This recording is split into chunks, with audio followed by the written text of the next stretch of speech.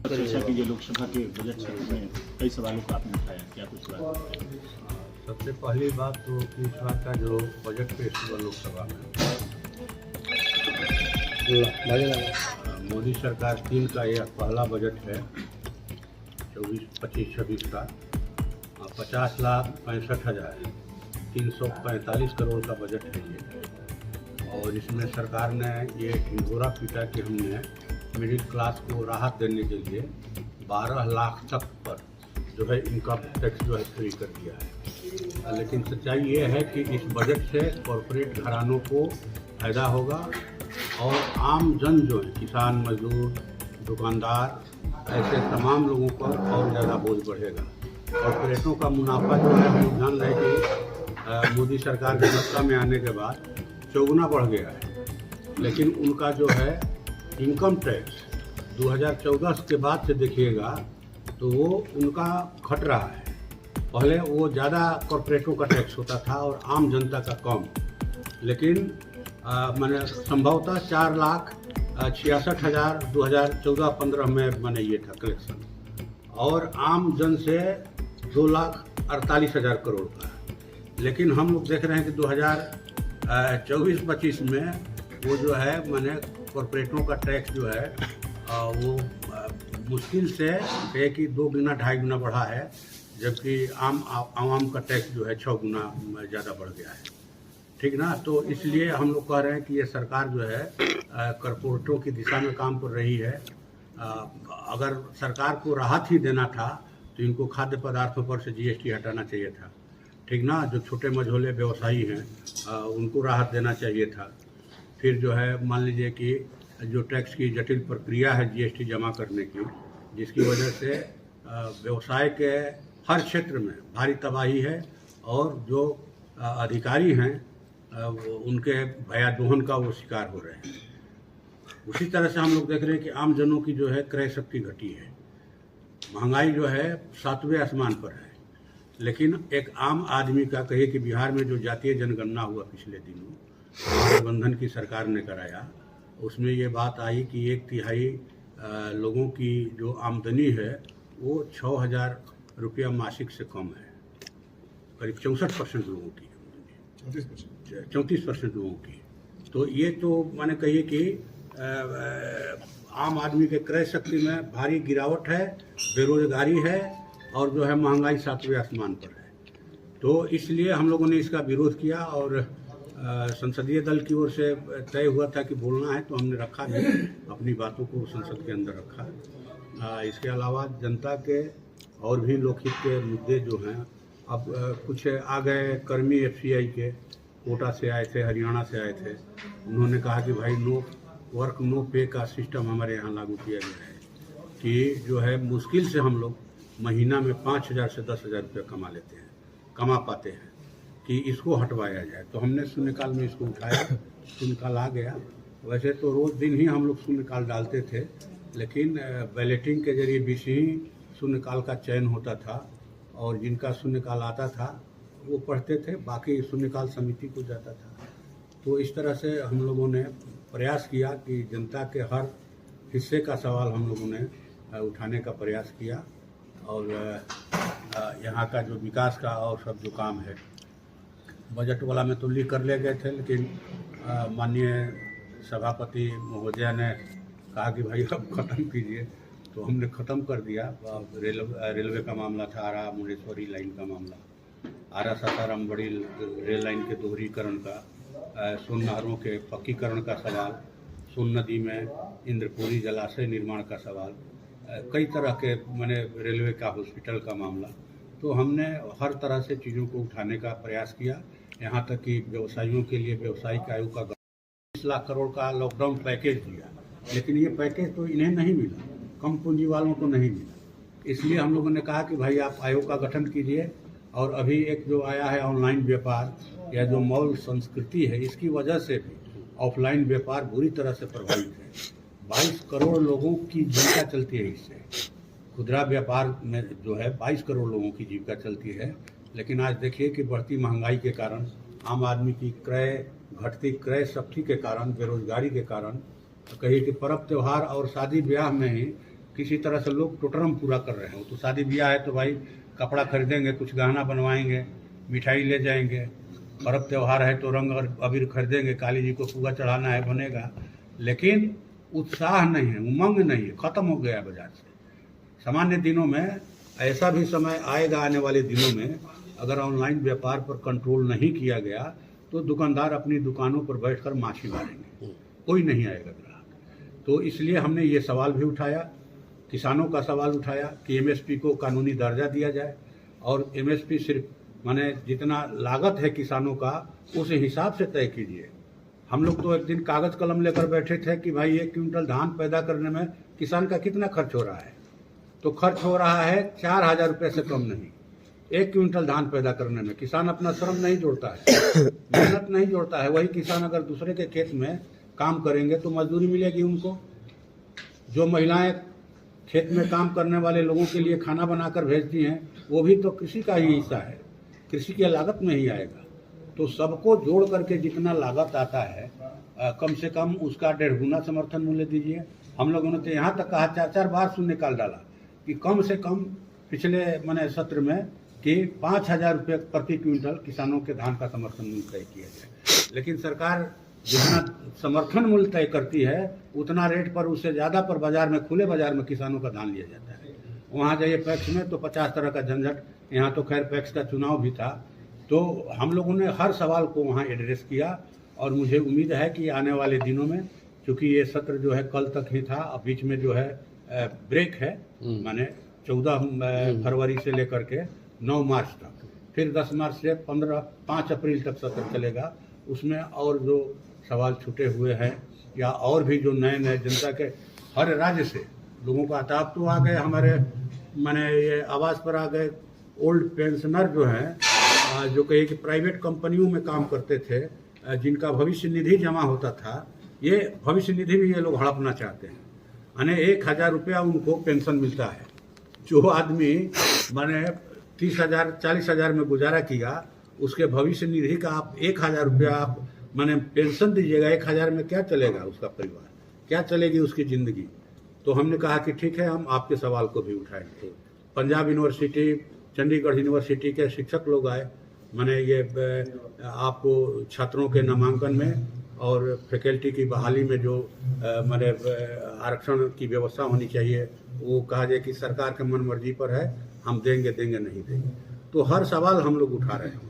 Budget के बाद था, लेकिन अभी तो आएगा। कई तरह की चीज़ें हैं। अभी तो बफ बिल आया था कल कि कमेटी बनाया। जब जेपीसी को ये चला गया बने बिल, तो भाई आप अगर कमेटी के जो विपक्षी दलों के सांसद हैं उनकी राय लीजिएगा कि नहीं लीजिएगा, कि सब खारिज कर दीजिएगा, तो फिर लोकतंत्र क्या, फिर विपक्ष क्या।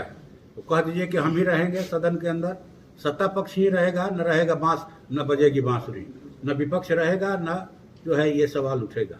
उसी तरह से हम लोगों ने अडानी के मामले में देखा कि अमेरिकी कोर्ट ने मैंने कहा जाए कि गिरफ्तारी का वारंट जारी किया गौतम अडानी का और सागर अडानी का, लेकिन जो है यहाँ एक शब्द मैंने अडानी के खिलाफ में सुनने के लिए सरकार तैयार नहीं थी। यहाँ तक कि अडानी कहा गया कि अडानी जी का नाम हटा दिया जाए मिनट रूप से। ऐसे सरकार चलती है कहीं? विपक्ष नहीं रहेगा, विपक्ष की बात नहीं सुनिएगा। तो खैर हम लोगों से जहाँ भी जो लगता है कि यहाँ विरोध करना चाहिए या फिर इस तरह का मांग रखना चाहिए, सुझाव रखना चाहिए, हम लोग लोकतांत्रिक तरीके से, संवैधानिक ढंग से चीज़ों को रख रहे हैं। 12 तारीख की रात अंबेडकर की मूर्ति को क्षतिग्रस्त कर दी गई। ये तो इनकी सोची समझी कहा जाए कि रणनीति है। हम लोग तो देखे लोकसभा चुनाव के पहले कि इनके एक सांसद ने खुलेआम कहा, अनंत हेगड़े ने, जो कर्नाटक से जीत कर आए थे, कि अब ये देश संविधान से नहीं चलेगा। ये संविधान जो है इससे नहीं चलेगा, मनुस्मृति से देश चलेगा। इनके महिला विभाग के एक नेत्री ने कहा मेरठ में, ये जो दलित लोग हैं माने ये जो हमारे पाँव की जूती थे, ये आज संविधान का फायदा उठाकर बाबा साहब का नाम लेकर के ये हमारे माथे पर चढ़ गए हैं। तो ये लोग तो चले थे संविधान खत्म करने, इसीलिए इनको 400 पार चाहिए था। लेकिन देश की जनता ने कहा कि नहीं, ये देश संविधान से चलेगा, संवैधानिक लोकतंत्र से चलेगा, और कोई बाबा साहब के संविधान की तरफ उंगली उठाएगा उसको सबक सिखाया जाएगा। और भाजपा को 63 सीटें कम आई, 63, लेकिन कहावत है कि रस्सी जल गई ऐंठन नहीं जा रही है। अगर चंद्रबाबू नायडू का बैसाखी नहीं मिलता, हमारे माननीय नीतीश कुमार जी का बैसाखी नहीं मिलता, तो ये सरकार नहीं बनती। लेकिन ठीक है, चलिए, यहाँ तो हम लोगों ने सवाल उठाया कुंभ में कि आप माने 20 सारे लोग जुटे, लेकिन उनके लिए आपने व्यवस्था क्या किया भाई? हाँ, VIP माने व्यवस्था किए हैं, कुछ मुट्ठी भर लोग के लिए सब कुछ है। अब बाकी लोग भेड़ बकरी हैं, जुटे हैं, अपना डुबकी लगा करके जाएंगे। हम लोगों ने तो कहा कि आप कम से कम डिजिटल इंडिया बना रहे हैं। हाँ, इतना हो गया कि माने 12 करोड़ लोगों ने डुबकी लगाया, और कितने लोग मरे इसका भी तो एक आंकड़ा दे दीजिए आप, एक आंकड़ा दीजिए आप। नहाने वाले 12 करोड़ हैं और मरने वाले कितने हैं? ये छोटी सी संख्या आपसे नहीं गिनी जाती है। लोग तो बता रहे हैं स्थानीय लोग, और जो लोग अपने परिजनों का शव खोज रहे हैं उनको दौड़ा दौड़ा करके जोगी जी की पुलिस जो है पीट रही है। तो इसी तरह से चलेगा। आप माने श्रद्धालुओं के ऊपर लाठी चलाइएगा, बुलाइएगा प्रचार करके कि आइए। इनके खुद इनके एक अधिकारी ने भगदड़ मचवाया, कहा कि भगदड़ मच सकती है, भगदड़ मच सकती है, जाइए स्नान कीजिए, वहां के कमिश्नर ने। तो इस तरह से व्यवस्था आप करते हैं। तो खैर हम लोगों ने उठाया कि भाई आप इसकी न्यायिक जांच कराइए। गए भी थे कोई जज न्यायिक जांच करने के लिए, और जो लोग भी जिम्मेवार हैं उन पर कड़ा कार्रवाई कीजिए, उनको दंडित कीजिए। और जो भी माने मरे हैं भगदड़ में, हर मृतक के परिवार को 25 लाख रुपया और घायल के परिवार को 5 लाख का मुआवजा दीजिए। मदनपुर वाले मामले में निंदा करते हैं। पुलिस ने FIR तक नहीं किया, तो जांच की किया बात। तो FIR करेगी। माननीय मुख्यमंत्री जी आ रहे हैं 16 को, हम लोग उठाएंगे ये सवाल, वहाँ ये उठेगा सवाल। प्रगति यात्रा पे आ रहे हैं नीतीश कुमार, क्या उम्मीदें हैं जिले को लेकर? हम लोग तो उम्मीद करते हैं कि कुछ अच्छा होगा दे, लेकिन हम लोग ये जरूर चाहेंगे कि जो ब्लॉक में BDO CO राजा बने हुए हैं और अनुमंडल में SDO महाराजा हैं और यहाँ के DM जो है चक्रवर्ती सम्राट हैं, ठीक ना, हम लोग जरूर चाहेंगे कि ये सिस्टम खत्म हो। खुलेआम जो है माने देना है 50,000, दो नहीं तभी तुम्हारा मोटेशन होगा। अब तो एक ऑनलाइन रसीद कटाने वाला हो गया कि रसीद ऑफलाइन जिसका कटा है 6 साल, अब वो अगर डाउनलोड करवाता है कि भाई ऑनलाइन रसीद कटेगा तो उठा नहीं रहा है, और लोग कह रहे हैं कि जहां जाना है जाओ, 50,000 दोगे तभी तुम्हारा रसीद कटेगा, तुम्हारा मोटेशन होगा, तुम्हारा परिमार्जन होगा, 60,000 दोगे तभी तुम्हारा जो है आवास बनेगा, आवास बनेगा, ठीक ना। मैंने ये खुलेआम चल रहा है, ये इस तरह से चलता है। आम आदमी जो है कह रहा है कि भाई पहले तो 5 किलो में 4 किलो राशन मिलता था, अब 3.5 किलो हो गया है। डीलर लोग कहते हैं कि भाई हमको 40 किलो 42 किलो मिलता है 50 किलो के जगह। हाँ, ये क्या है भाई राज?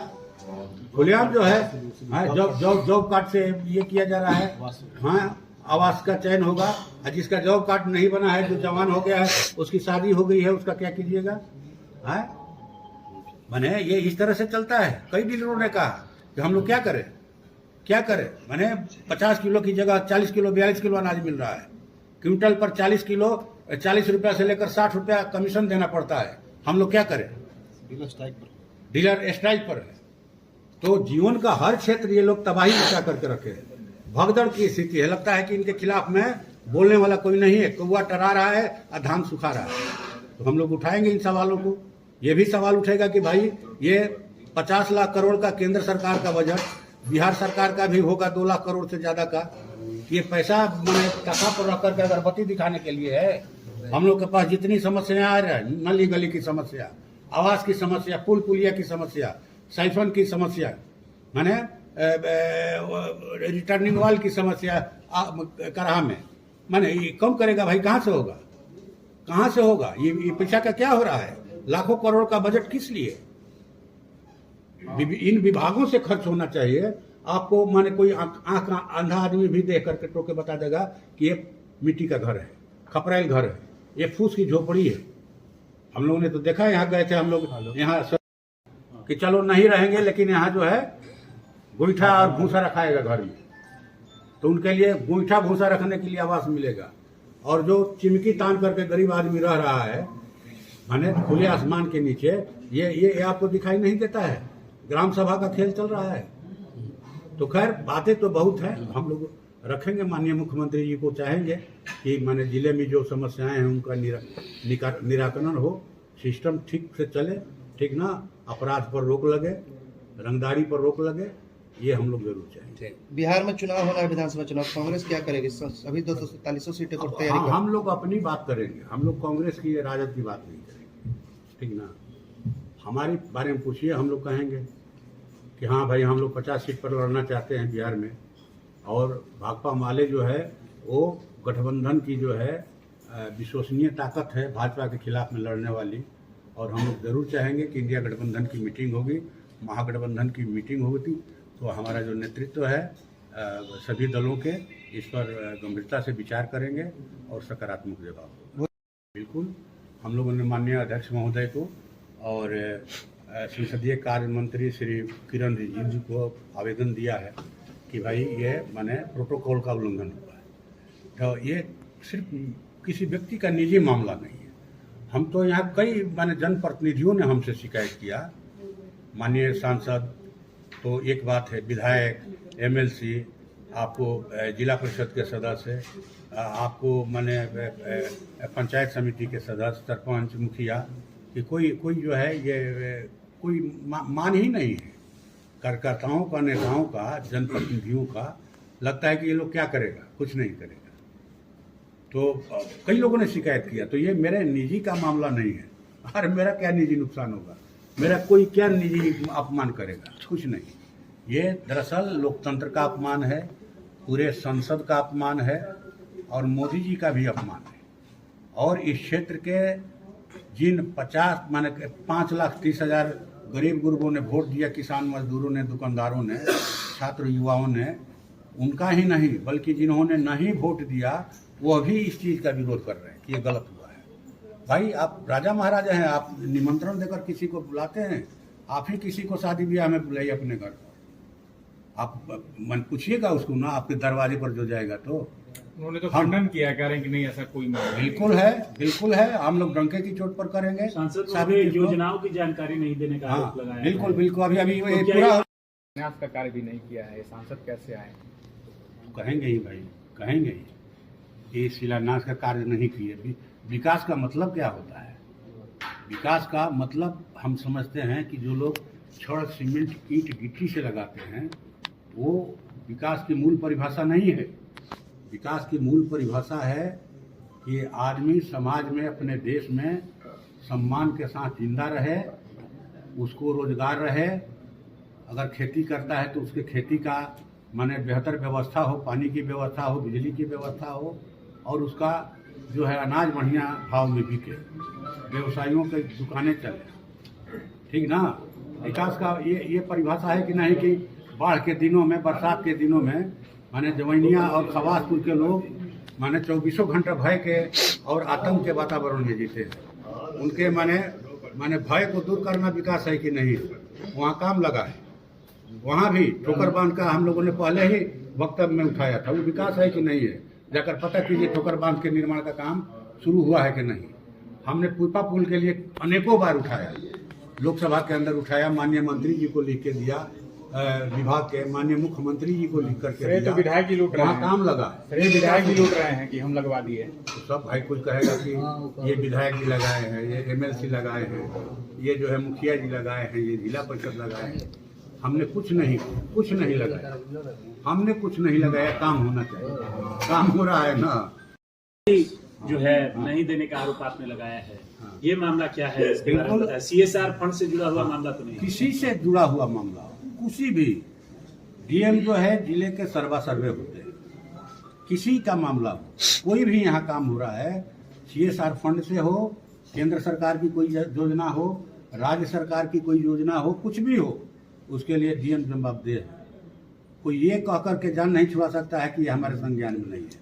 उधर से काम लगा है, धरहरा के तरफ से आगे बढ़ रहा है, पीछे से टूट रहा है। देखें कि नहीं आप लोग? जाके थोड़ा एक बार ठीक ना, कहीं आप देखे हैं कि ढलाई जो है मिट्टी पर ढलाई होता है, माने मिट्टी का घर हो, उस पर आप प्लास्टर करके कह दीजिए कि पक्का का घर बना दिए, तो कितना दिन रहेगा? नीचे जो PCC बनाना है उसके नीचे अगर आप ईंटा नहीं दीजिएगा, वो कितना दिन PCC टिकेगा? तो यही तो बात थी। 4 जनवरी को हमने दी है चिट्ठी, फिर 7 जनवरी को, लास्ट में 27 जनवरी को रिमाइंडर दिए हम लोग, और तब ये जो है 31 को भेजे हैं सूचना मांगे। और कम से कम आप तो देख, आपको जब संज्ञान में आया मामला, चेक कर लीजिए कि ईट सोलिंग कराना है कि नहीं कराना है। आप सार्वजनिक बयान दे दीजिए। दिशा की बैठक में हम लोगों ने दिया, जो भी हम लोगों के पास सवालात आते हैं, हम लोग जाते हैं गांव में, भेंट होती है, देते हैं लोग हमको। अब जिनसे भेंट ही नहीं होगा तो किसी को क्या देगा। और हम लोगों ने उनको दिया टाइप करा करके 7 तारीख को बैठक की। मैं बैठक में कहा कि भाई इनको पूरा करवाइए। हाँ, जितने महादलित के मोहल्ले में अभी भी नारकीय स्थिति है।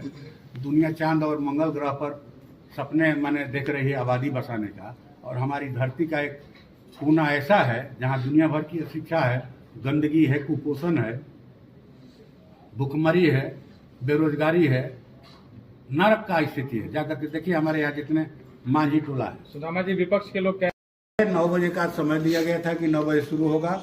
हम 9 बजने में 5 मिनट देर से तब गए। चारों तरफ कुर्सियां भरी हुई है, ठीक ना, भरी हुई है कुर्सियां। हमने कहा कि भाई हम कहाँ बैठे, तो उनके एक अधिकारी, ठीक ना, महिला थी, उन्होंने हमको रिसीव किया और ले जा करके एसपी साहब के बगल में बिठाया। फिर जब जीएम आए मंच पर, माननीय उप मुख्यमंत्री जी आए, तो उन्होंने कहा कि आप जो है सर दूसरे जगह चलिए, उठा दिया। ऐसा लगा जैसे किसी ने गर्दन में हाथ डाल, मैंने कहा कि गेट आउट, इस टाइप का लगा। अरे ये कोई मतलब है भाई, ये मतलब है न, कोई राजा ही ना ऐसा करेगा, कोई राजा महाराजा ही ऐसा करेगा। ये बहुत पीड़ादायी बात है। निजी तौर पर नहीं, ये क्षेत्र का, भोजपुर जिले का अपमान है, ठीक ना। जहाँ भी अपमान की बात होती है हम लोग उठाते हैं। हमने देखा जब गए हम यहाँ, आपको 22 अगस्त को मुआयना के लिए स्टेशन पर देखा हमने कि कुंवर सिंह की मूर्ति जो है उल्टी दिशा में लगाई गई है। जो भी स्टेशन से निकल रहा है, घोड़े की पूंछ दिखाई पड़ रही है, कुंवर सिंह की पीठ दिखाई पड़ रही है। लग रहा है कि वो अंग्रेजों से डर के भाग रहे हैं। अरे बाप, कुंवर सिंह ने आज़ादी की लड़ाई लड़ी, माने 1857 के वो पहले विद्रोह के नायक थे शाहाबाद के। यूपी में भी उनका माने ये था, और गोली लगी गंगा घाट पार करते हुए शिवपुर घाट, तो बाँह काट करके गंगा जी को दे दिया। वैसे वीर पुरुष की तस्वीर इस तरह से लग रहा है कि जैसे वो भाग रहे हैं। घोड़े की पूंछ देखेंगे लोग, जो लोग आएंगे पर्यटक यहाँ। हमने कहा, सवाल उठाया, स्टैंडिंग कमेटी की बैठक में, रेलवे स्टैंडिंग कमेटी के मेंबर हैं, और हमने माननीय रेल मंत्री जी को भी चिट्ठी दिया कि ये दिशा सही किया जाए। और हम कल रात में उतरे, देखे, हमको बहुत खुशी हुई कि मैंने उनको सम्मान मिला। तो हम तो सबके सम्मान के लिए लड़ रहे हैं। हम बाबू कुंवर सिंह के सम्मान के लिए भी लड़ रहे हैं, जो भी शहीद हुए हैं उनके सम्मान के लिए, चाहे वो बाबू कुंवर सिंह हो, महेंद्र मिसिर हो, विद्यापति जी हो, चाहे वो आपको कॉमरेड राम नरेश राम हो, मास्टर जगदीश हो, रामेश्वर यादव, जितने आज़ादी के दीवाने हैं, लड़ाई लड़े हैं, सबके लिए हम लोग माने सम्मान का भाव रखते हैं और चाहते हैं कि उनको सम्मान मिले, ठीक ना। ये व्यक्ति का सवाल नहीं है, इसीलिए हमको लगा कि हम अपनी बात रखना चाहिए। हम उस समय भी जा सकते थे उठ के, लेकिन नहीं गए कि नहीं, हमारा ये गणतंत्र दिवस है, संविधान का बात है, लोकतंत्र का बात है, हम सब चीज़ में रहे। खड़ा कराने में भी दूसरी पांत में खड़ा कराएगा हमको, तो कैसे कोई जिम्मेवार नहीं है भाई। अगर कोई ये कहे कि उल्लंघन नहीं हुआ तो और क्या होता है प्रोटोकॉल का उठाना। कहीं ऐसा तो नहीं है सांसद महोदय की मौजूदा सरकार और सरकार के नुमाइंदे हैं जो माले के सांसद को नहीं बचा पा रहे? नहीं, माले के ही नहीं, हम लोग तो देख रहे हैं कि जो भी गरीब गुरबों के प्रतिनिधि हैं उनके साथ यही हो रहा है। लोकसभा में हमारे एक माननीय सांसद जो दमन दीव से निर्दलीय सांसद चुनकर आए हैं, श्री उमेश पटेल जी, उन्होंने कहा यहाँ तो निमंत्रण भी मिला, वहाँ निमंत्रण ही नहीं दिया जिला प्रशासन। फोन किए तो वो बोले उधर से कि इसमें निमंत्रण की क्या बात है भाई, ये तो सार्वजनिक है, सब लोगों को आना चाहिए। तो ये बोले कि बाकी लोगों को तो निमंत्रण भेजे हैं, कहा कि ज्यादा बोलोगे तो जेल भेजवा देंगे, ठीक ना। माने अवमानना सिर्फ किसी को थापड़ मारना, गाली देना, लात घूंसा मारना ही अवमानना नहीं है। ये अवमानना नहीं है। अवमानना है कि नहीं, आप सांसद को बुला रहे हैं और उनके लिए कोई जगह आपने नहीं रखा है, आप माननीय विधायक को एमएलसी को बुला रहे हैं, उनके लिए कोई जगह नहीं रख रहे हैं। सब लोग कोई मंचे पर, हम लोग नीचे भी बैठ सकते हैं, कोई बात नहीं है, नीचे बैठ जाएंगे। जितने माने जनप्रतिनिधि आ रहे हैं उनके लिए व्यवस्था कीजिएगा कि नहीं कीजिएगा, मुखिया के लिए, सरपंच के लिए, जिला परिषद के लिए, वार्ड के मेंबर के लिए। कि सब लोग परेड में शामिल होने के लिए नहीं ना आया है। परेड में जो है वहाँ जवान शामिल होते हैं या जो विभिन्न स्कूलों के छात्र छात्राएं हैं वो शामिल होती हैं, लेकिन आम आदमी तो आए हैं देखने के लिए, उनको सम्मान के साथ कम से कम बैठाइएगा ना भाई। अनुमंडल से लेकर जिला और जिला से लेकर राज्य की राजधानी, तो ये एक कहिए कि मैंने लूट झूठ और दमन का राज चल रहा है। अभी आप लोगों ने देखा होगा कि हमारे माननीय विधायक हैं गोपाल रविदास जी, जो 26 जनवरी को अपने विधानसभा में एक स्कूल का माने भवन का उद्घाटन करने गए थे, और वहाँ के जो दबंग लोग हैं उन लोगों ने उनको नहीं करने दिया कि नहीं, चमार के हाथ से जो है रविदास के हाथ से नहीं होगा। जाति जनक गाली दिया। अब मार पीट तो नहीं करते, लाठी लठौर तो नहीं करते, वो चले आए। अभी पटना शहर में जितने झुग्गी झोपड़ी वासी हैं उनको उखाड़ा जा रहा है, उजाड़ा जा रहा है। अभी 3 दिनों के लिए अनशन पर बैठे हैं हम माननीय विधायक, हम जा रहे हैं वहाँ मिलने के लिए भी जाएंगे। तो ये कहा जाए कि एक बहुत हो चुका, बहुत हुआ, अतः हो गया है। अब बिहार बदलाव के मुहाने पर खड़ा है, और जनता के जो भी तबके हैं, चाहे किसान हो, मजदूर हो, दुकानदार हो, छात्र युवा हो, स्कीम वर्कर हो, सबकी हालत जो है वो बदतर है। तो बिहार बदलाव के मुहाने पर है। हम लंबे समय से बदलो बिहार, हक दो वादा निभाओ चलाए, और फिर जो है बदलो बिहार महाजुटान कर रहे हैं हम लोग 2 मार्च को पटना के गांधी मैदान में। और आपके चैनल के माध्यम से हम बिहार वासियों को ये जरूर न्योता देना चाहेंगे कि आप आइए, इस बदलाव का साक्षी बनिए, अपनी ताकत दीजिए। और लोकसभा के बजट ये है एपी न्यूज नेटवर्क और आप देख रहे हैं आखिर प्रहरी, खबरों की पड़ताल तह तक।